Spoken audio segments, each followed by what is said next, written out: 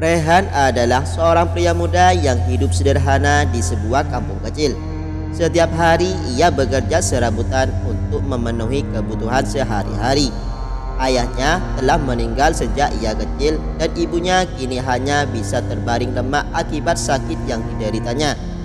Rehan selalu berusaha keras untuk mencukupi kebutuhan ibunya meski hidupnya penuh perjuangan. Suatu pagi, Rehan bangun lebih awal dari biasanya. Ia membawa gerobak kecil berisi beberapa perkakas tua yang biasa ia gunakan untuk bekerja. Hari itu ia berencana membantu seorang tetangga memperbaiki pagar, pekerjaan kecil yang hanya akan memberinya upah sekadarnya. Namun ia tetap bersyukur. Baginya tak ada pekerjaan yang terlalu kecil selama itu halal. Dalam perjalanan menuju rumah tetangga, Rehan melihat seorang nenek tua duduk di pinggir jalan. Pakaiannya lusuh, rambutnya beruban dan wajahnya terlihat lelah. Di sampingnya ada kantong plastik berisi beberapa potong roti yang sudah keras dan sebotol air minum. Rehan berhenti sejenak. Rasa iba menyelimutinya. Ia tahu rasanya hidup dalam kesulitan, dan ia tak bisa membiarkan nenek itu sendirian di jalan seperti itu. "Nenek, apa yang sedang nenek lakukan di sini?" tanya Rehan dengan lembut. Nenek itu mendongak perlahan. "Aku hanya sedang beristirahat, nak. Kakiku lelah berjalan jauh dan aku tak punya tempat untuk pergi." Rehan terdiam. Ia memikirkan bagaimana cara membantu nenek itu meski dirinya sendiri hampir tak punya apa-apa. Ia lalu mengeluarkan sepotong roti dari tas kecilnya. Roti itu sebenarnya untuk bekalnya siang nanti, tapi ia rela memberikannya kepada nenek tersebut. "Nenek, makanlah roti ini. Maaf kalau hanya sedikit," ucap Rehan sambil tersenyum. Nenek itu menatap Rehan dengan mata yang mulai berkaca-kaca. "Terima kasih, nak. Kau sangat baik. Siapa namamu?" "Rehan, Nek. Rehan." Setelah memberi roti, Rehan berpikir sejenak. Ia tahu nenek itu butuh tempat berteduh. Akhirnya ia menawarkan sesuatu yang mungkin dianggap gila oleh orang lain. "Kalau nenek tidak keberatan, nenek bisa ikut ke rumah saya dulu. Memang rumah saya kecil, tapi setidaknya nenek bisa beristirahat dengan nyaman." Awalnya nenek itu menolak karena tak ingin merepotkan. Namun setelah melihat ketulusan Rehan, ia akhirnya setuju. Rehan mengantarnya pulang. Di rumah, ibu Rehan menyambut mereka dengan senyuman meski tubuhnya lemah. "Kita memang tak punya banyak, nak," kata ibunya pelan. "Tapi membantu orang lain adalah hal terbaik yang bisa kita lakukan." Nenek itu merasa tersentuh dengan kebaikan hati Rehan dan ibunya. Malam itu ia tidur di salah satu tikar yang mereka sediakan, sementara Rehan tidur di lantai. Rehan sama sekali tidak tahu bahwa pertemuan dengan nenek itu akan mengubah hidupnya selamanya. Pagi itu Rehan bangun lebih awal seperti biasanya. Ia melihat nenek yang ia tolong masih tertidur di tikar. Wajahnya terlihat lebih tenang dibandingkan kemarin. Rehan tidak ingin mengganggu, jadi ia mulai menyiapkan air untuk ibunya dan bersiap melanjutkan pekerjaan yang tertunda kemarin. Sebelum pergi, ia meninggalkan sedikit uang yang ia miliki di meja kecil. "Nek, kalau nanti nenek butuh sesuatu, belilah dengan uang ini.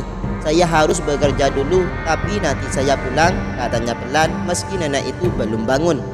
Di tempat kerja, Rehan melanjutkan memperbaiki pagar tetangga. Kerja kerasnya selalu dihargai meski upahnya kecil. Siang itu saat sedang beristirahat, ia dihampiri seorang pria berjas rapi yang mengendarai mobil mewah. "Nak, apakah kamu bernama Rehan?" tanya pria itu dengan nada serius. Rehan terkejut, tapi ia mengangguk. "Iya, Pak, ada apa ya?" Pria itu tersenyum kecil. "Saya dikirim oleh seseorang untuk mencarimu. Nenek yang kau tolong kemarin meminta saya menemui dan membawamu." Rehan tertegun. "Nenek, maksud bapak nenek tua yang saya bawa ke rumah?" Pria itu mengangguk. "Benar, kau pasti terkejut. Tapi biar saya jelaskan. Nenek itu bukan nenek biasa. Dia adalah Bu Maya, pemilik salah satu perusahaan besar di kota ini." Mendengar itu, Rehan hanya bisa diam. Ia merasa seperti bermimpi. Bagaimana mungkin nenek yang tampak begitu sederhana dan miskin ternyata seorang yang begitu kaya? Ayo nak, saya akan mengantarmu.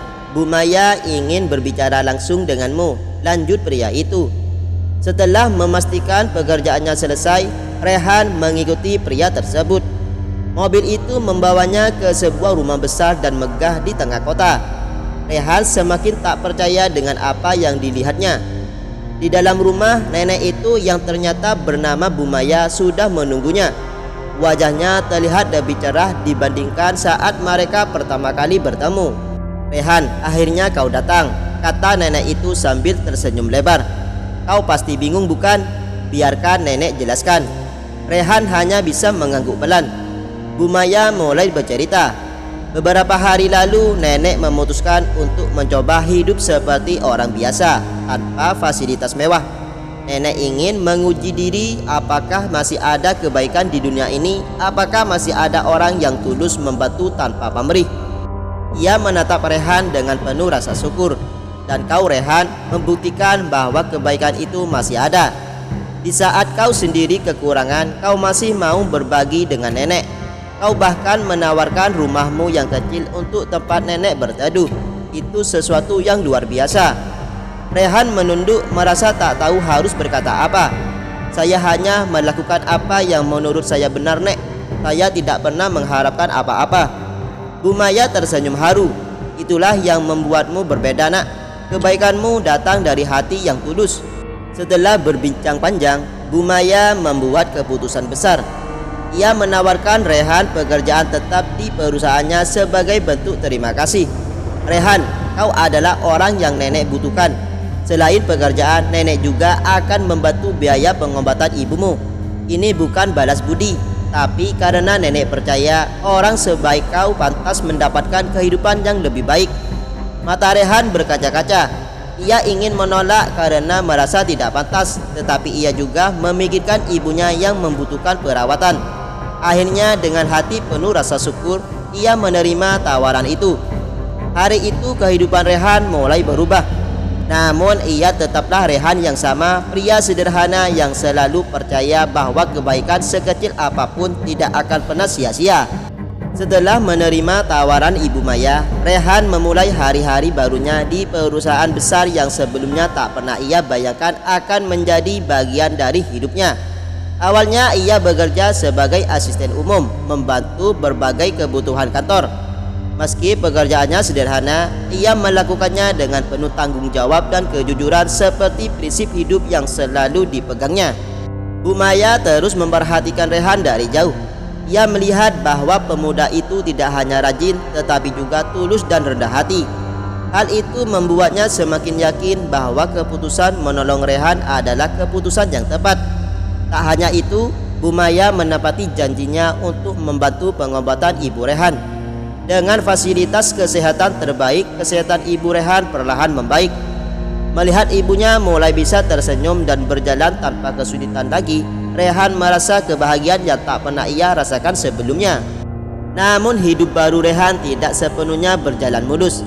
Di kantor ada beberapa rekan kerja yang merasa iri padanya. Mereka berpikir Rehan hanya beruntung karena Bu Maya menyukainya tanpa mengetahui perjuangan hidupnya. Kau pikir siapa dirimu? Dari anak kampung langsung masuk ke perusahaan besar. Jangan sombong, ujar salah satu rekan kerjanya suatu hari. Rehan hanya tersenyum kecil. Ia tidak pernah membalas hinaan atau provokasi. Baginya apa yang ia dapatkan bukanlah untuk menyombongkan diri, melainkan untuk belajar dan berkembang. Saya hanya ingin bekerja dengan baik. Kalau ada yang kurang, saya siap belajar dari siapa saja, termasuk dari kalian, jawab tenang. Sikap rendah hati itu lama-lama membuat rekan-rekannya mulai menyadari bahwa Rehan bukanlah orang yang pantas dijadikan musuh. Perlahan mereka belajar menghargainya. Beberapa bulan berlalu, Rehan menunjukkan performnya kerja yang luar biasa. Ia sering memberikan ide-ide kecil yang kreatif dan membantu menyelesaikan masalah di timnya. Hal ini menarik perhatian Bu Maya yang kemudian memutuskan untuk memberi Rehan kesempatan lebih besar. Rehan, nenek ingin kau mencoba posisi baru sebagai asisten pribadi nenek, kata Bu Maya suatu hari. kau akan belajar lebih banyak dan nenek yakin kau bisa. Meski awalnya merasa ragu karena tidak yakin dengan kemampuannya, Rehan menerima tawaran itu. Ia mulai belajar tentang bisnis dan manajemen langsung dari Bu Maya. Setiap pelajaran ia serap dengan penuh semangat, hingga akhirnya Rehan tidak hanya menjadi asisten, tetapi juga kepercayaan Bu Maya dalam mengelola beberapa proyek penting perusahaan.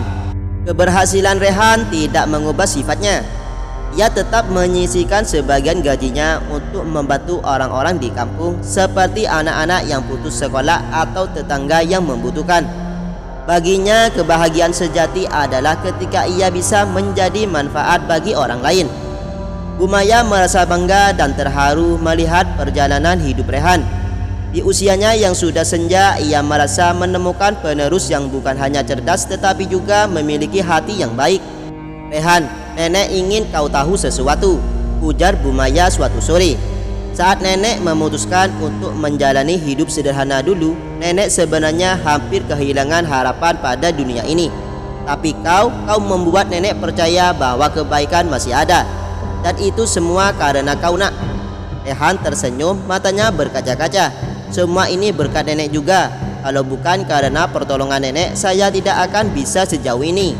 Bu Maya menggenggam tangan Rehan. Jangan pernah berhenti menjadi dirimu yang sekarang, Rehan. Dunia ini membutuhkan lebih banyak orang sepertimu. Kisah Rehan menjadi inspirasi bagi banyak orang di sekitarnya. Ia adalah bukti bahwa kebaikan meski tampak kecil selalu memiliki dampak yang besar. Dan ketika seorang berbuat baik tanpa pamrih, kehidupan akan membalasnya dengan cara yang tak terduga.